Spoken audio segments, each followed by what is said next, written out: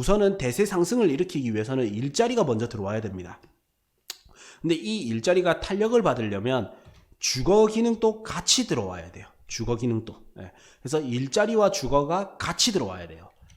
그래서 주거 계획과 배후 신도시 계획과 산업단지 계획이 같이 있어야 되고, 이거를 연결시켜주는 교통 계획까지 같이 있어야 돼요. 그래서 주거, 교통, 일자리가 같이 들어와야 되고, 요 일자리는 유발 인구가 많아야 됩니다. 그래서 여기에 어떤 산업단지가 조성된다 하더라도 유발 인구가 적다면 큰 재미가 없어요. 그 다음에 소득 수준이 작은 일자리가 형성된다라는 것도 크게 재미가 없고요. 그 다음에 이제 교통도 도로만 들어오는 것보다는 도로, 철도가 같이 들어오는 게 좋고요. 도로, 철도 플러스 항만이나 항공, 공항까지 들어온다면 훨씬 좋은 거예요. 그래서 어떤 게 들어오는지, 교통계획은 어떤 것들이 있고 얼만큼 더 들어오는지 이렇게 봐주시면 좋고, 그 다음에 이제 주거 입지로서는 어떻는지, 그 다음에 여기서 인근에 이제 구도심이 있죠. 인근의 구도심이 어떻는지를 보는 거예요. 그래서 3기 신도시를 보시면 현재 이제 과천 같은 경우가 가장 대장의 입지죠. 왜냐하면 강남과 접근성이 가장 좋기 때문에. 그 다음 이제 두 번째는 어디냐면 하남이단 말이에요. 왜냐하면 이제 과천 다음 하남이 이제 강남과의 접근성이 좋은 곳이기 때문에 하남이 두 번째로 꼽히는데, 단점이 있습니다. 하남 같은 경우에는 철도 교통이 연결이 안 돼 있어요. 근데 이제 앞으로 하남에 지하철 노선이 연결될 예정이죠. 다음 이제 항상 땅값이 가장 많이 오를 수 있는 곳은 상업시설이 들어오는 거예요. 그래서 우리가 입지가 좋은 곳이 대한민국에서 입지가 가장 좋은 곳이 어디예요 하면 어떤 분들은 강남, 어떤 분들은 명동 뭐 이렇게 이야기를 하시는데, 이게 사실 입지가 이렇게 크게 세 가지로 세분화를 할 수가 있습니다. 그래서 이제 공업 입지가 있고, 요 일자리가 들어오는 이제 공업 입지가 있고, 주거지가 들어오는 주거 입지가 있고요. 상업이 들어오는 상업 입지가 있어요. 이 상업도 다시 나누면 소매 입지, 판매 사고 팔고 하는 소매 입지, 그다음 업무 시설이 들어오는 업무 입지가 있어요. 그래서 이 아파트 가격이 많이 오를 수 있는 거는 주거 입지가 좋은 곳이고요. 그다음 땅값이 가장 많이 오를 수 있는 거는 상업 입지가 더 많이 올라요. 상업 입지가 있는 곳이, 그래서 대한민국에서 가장 비싼 땅은 명동에 있는 네이처 리퍼블릭 자리가 땅값이 가장 비싼 곳이에요. 그리고 집값이 비싼 곳은 강남, 땅값이 비싼 곳은 상업인 거예요. 그래서 이제 어느 지역이 개발된다고 하면 일자리는 어떻게 되는지, 그 다음에 배후 주거지는 어떻게 되는지, 그래서 이 중에서 일자리와 주거지 중에서는 주거지가 나은데, 요것보다 더 좋은 거는 상업지가 될 수 있는 곳, 혹은 상업시설을 할 수 있는 곳, 여기가 땅값이 가장 많이 오르는 곳. 그 다음에 이보다도 더 많이 오르는 게 앵커시설이 들어오는 곳. 예를 들어서 큰 관광단지라든지 큰 문화복합센터가 들어온다든지, 이런 쪽에 인근에 있는 땅은 크게 땅값이 많이 오를 수가 있는 곳입니다. 그래서 이제 과거의 사례를 보시면, 과거에 이제 고덕 신도시가 개발이 되는데, 일자리는 어디에 이제 미군기지도 이전하고 LG도 들어오지만, 요 오른쪽 아래에 삼성전자가 들어오는 곳이죠. 그래서 일자리 들어오고 주거지 들어오고, 그 다음에 교통 들어오죠. SRT에서 이제 지제역에서 교통이 들어오죠. 그래서 이 세 개 호재가 합치는 쪽이 어디예요? 가장 많이 겹치는 게 이 지제동이단 말이에요. 그래서 지제동의 땅값이 많이 올랐어요. 그래서 지제동이 많이 오르니까 덩달아서 같이 올랐던 게 방충리 요 일대고요. 그래서 가장 가까운 쪽은 어디? 지제동. 두 번째 이제 가장 가까이 있는 상업지 주거지는 어디? 서정동과 신장동. 요 일대가 그래서 많이 올랐던 겁니다. 그리고 앞으로 투자 유망 지역은 요 일대입니다. 안중읍, 현덕면, 포승읍 일대. 그래서 지금 평택은 동쪽이 고평가되어 있고 서쪽이 저평가되어 있어요. 그래서 이게 무슨 원리냐면, 아파트로 보면 서울의 강남이 집값이 많이 오르니까 그 다음 마용성이 오르고, 그 다음 지역으로 퍼져나가듯이 저평가된 곳으로 흘러나가잖아요. 마찬가지로 토지도 동쪽에 고덕 쪽이 고평가되어 이제는 많이 올랐단 말이에요. 그러다 보니까 덩달아서 어디가 지금은 저평가되어 있던 서쪽으로 움직인다라는 거예요. 다음번에 이제 볼 건데, 데이터 흐름을 보시면 지가 상승률이 이제는 동쪽보다는 서쪽으로, 서쪽이 동쪽을 따라잡아서 동쪽은 약간 지가 상승률이 주춤하는데 반면 서쪽의 지가 상승률이 높아졌습니다. 그 말인즉슨 이제 앞으로 흐름은 이제 서쪽으로 오고 있다. 그래서 향후에 이제 향후 3년에서 5년을 봤을 때 땅값이 많이 오를 수 있는 지역 중에 하나가 여기 포승읍, 현덕면, 안중읍 요 일대단 말이에요.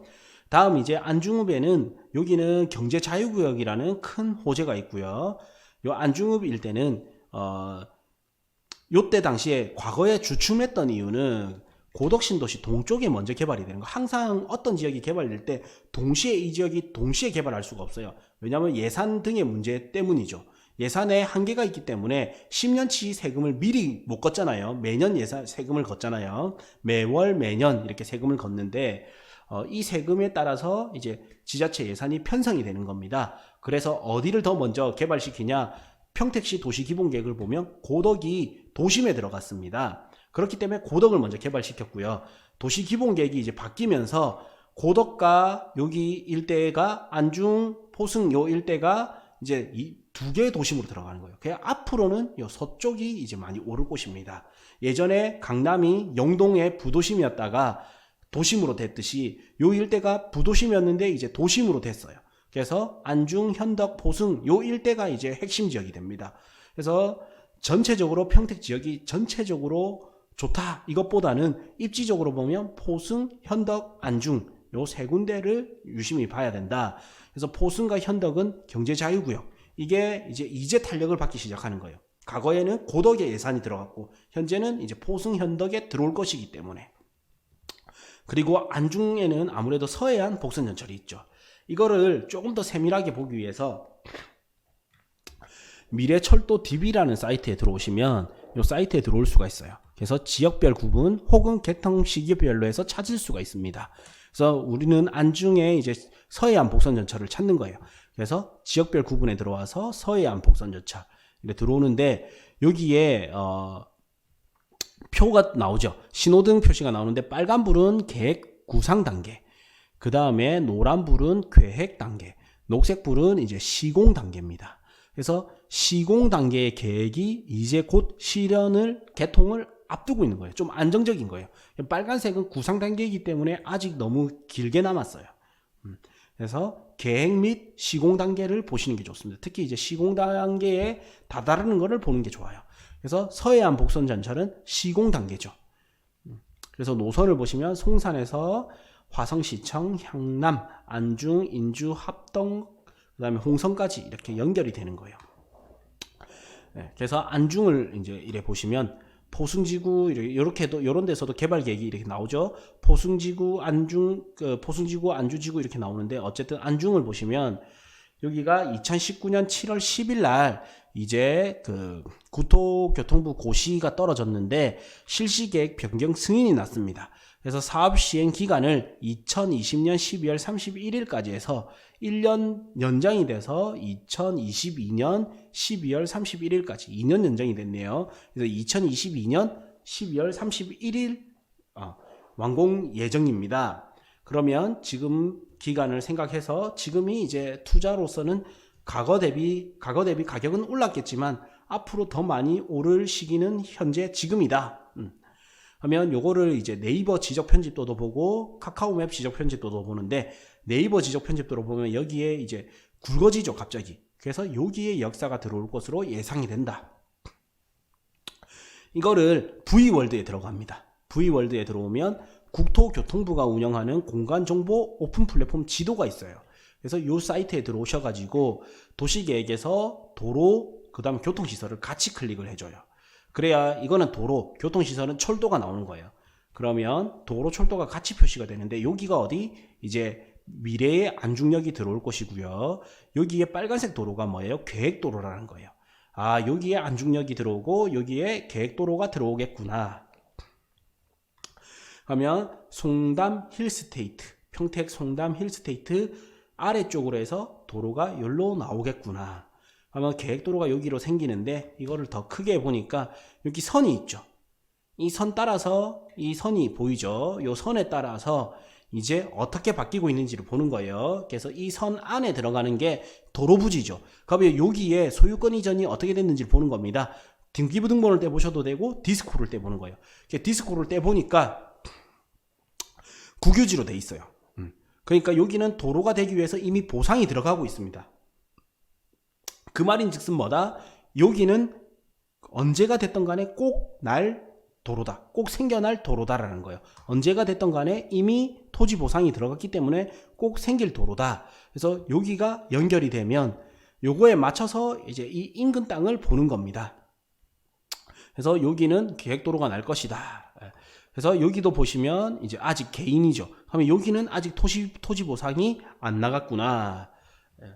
이렇게 해서 볼 수가 있어요. 그래서 본다면 이제 안중역이 여기 들어오고 여기에 계획도로가 나기 때문에 이거에 맞춰서 요런 계획관리지역이나 요 일대의 계획관리지역이 가장 좋아 보인다라는 거예요. 이렇게 해서 이제 찾을 수가 있어요. 그래서 평택 지역은 지금 유심히 봐야 되는 거는 다시 이제 평택은 안중읍 요 일대, 그 다음 포승읍, 현덕면 일대의 계획관리지역이 가장 좋습니다. 평택은 생산관리지역보다도 계획관리지역이 가장 좋아요. 싸다고 해서 생산관리지역보다는. 왜냐하면 평택은 이제 서쪽에 산지가 귀하기 때문에, 그리고 도시 기본계획을 보시면 제가 시간 관계상 다 못 해드렸는데 도시 기본계획을 보시면 요 일대에 이제 생산관리나 생산녹지지역 이런 거는 이제 농지를 조금 보존하려는 그 계획이 있어요.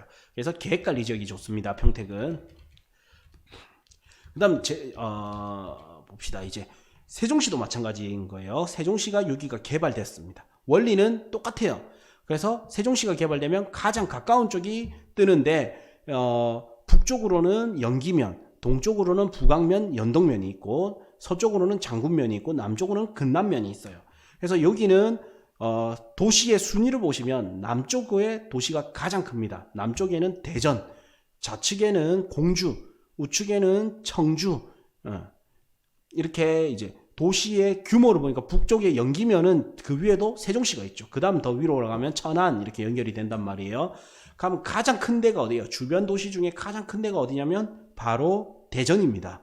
그러다 보니까 요 금남면 일대가 지속적으로 땅값이 많이 오를 가능성이 가장 높은 게 이 금남면이에요. 그러면 KTX역이 이 금남면 일대에 들어올 가능성이 높단 말이에요. 그래서 이 금남면 일대가 조금 눈여겨봐야 되는 곳이고, 과거에도 땅값이 많이 올랐던 데가 이 금남면입니다. 다 많이 올랐어요. 워낙 큰 계획이기 때문에. 근데 이 보니까 1, 2, 3, 4, 5, 6 생활권에서 먼저 개발됐던 데가 어디예요? 1, 2. 그러니까 1, 2다 보니까 장군면이 그때 떴고, 이제 3생활권이 개발될 때는 금남면, 4생활권이 개발될 때는 북악면, 이제는 5, 6생활권이 되니까 여기 연기면, 이렇게 이 한 바퀴 돌면서 세종시 중에서도 이 내부에 어떤 게 들어오냐에 따라서도 이제 좀 바뀌더라. 그리고 외부의 큰 도시의 영향에 따라서도 바뀌더라. 그래서 앞으로 이제 본다면 저는 이제 이 금남면 일대는 좀 좋게 보고요. 여기에 이제 밑에 대전이 있기 때문에 세종과 대전을 하나의 핵으로 볼 거예요. 그래서 세종시를 대전광역시와 떨어뜨려서 만든 게 아니라 인접하게 했단 말이에요. 그래서 세종과 대전을 하나의 핵심 지역으로 묶어가지고 광역 거점 도시로 보는 거단 말이에요. 그러다 보니까 금남면 일대에는 뭔가 돼도 될 수밖에 없다. 그러면 여기에서 개발지향구역 이런 거는 조심하셔야 되고, 주거지역이나 상업지역을 보는 게 좋다. 그 다음에 연기면, 장군면 요 일대는 계획관리 지역을 봐야 되겠죠. 근데 장군면은 이미 어느 정도 호재가 실현됐기 때문에 연기면을 보시는 게 좋습니다. 다음 저는 이제 이 순위는 요 북악면, 이제 연동면은 공업지죠. 근데 북악면은 빨간색 노란색 주거 상업이단 말이에요. 그래서 연동보다는 북악이 좋아요. 그 세종은 사실 앞으로 더 많이 뜰 곳이 평택은 아까 동쪽이 고평가돼 있고 서쪽이 저평가돼 있어서 이 수요가 이제 동쪽에서 서쪽으로 이동한다.